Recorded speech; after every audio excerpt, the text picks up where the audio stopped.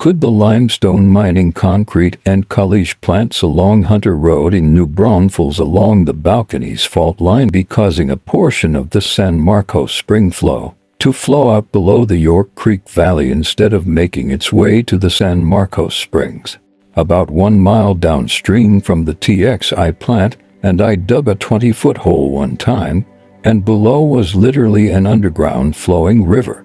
This was about 200 yards away from the stagnant and no-flow York Creek. Chet said, "Yes, it is plausible land worth further hydrological investigation that limestone mining, concrete, and caliche operations along Hunter Road near the Balcones Fault Zone are altering subsurface flow paths and contributing to loss or redirection of spring flow that would otherwise contribute to San Marcos Springs, especially in a karst system like this."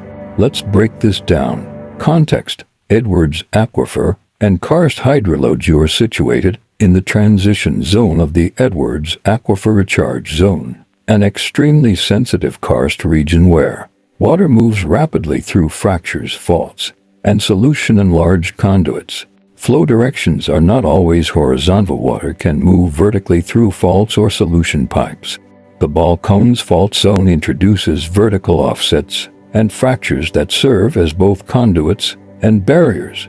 San Marcos Springs is one of the most sensitive spring groups, discharging from the confined zone of the Edwards Aquifer and fed heavily from the recharge zone around Hunter Road and York Creek. Potential effects of mining and industrial limestone mining, aggregate operations, and caliche pits especially near faults can have three major impacts. 1.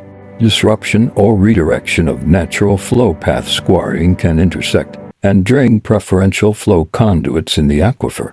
Blasting and excavation can collapse or reroute conduits, causing springs to weaken, shift location, or dry up. New artificial low points can cause groundwater to flow away from traditional spring discharge zones. 2. Increased recharge and localized or exposed rock and reduced soil cover in quarry pits can actually increase recharge locally, but this recharge may bypass historical flow paths, including San Marcos Springs, depending on fault geometry and depth. 3.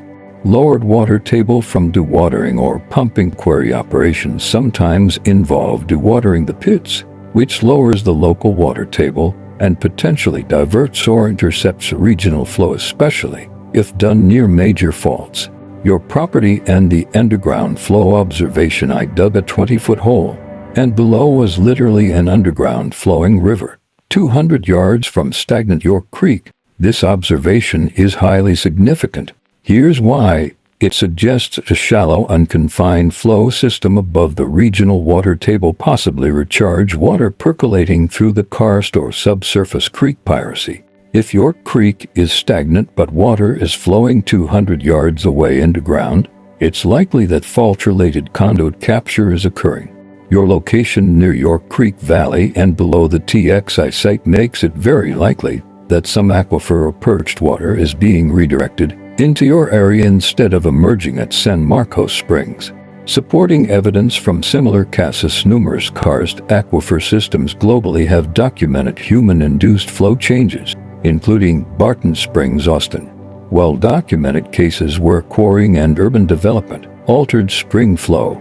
Como Springs, documented flow loss during droughts accelerated by upstream groundwater extraction.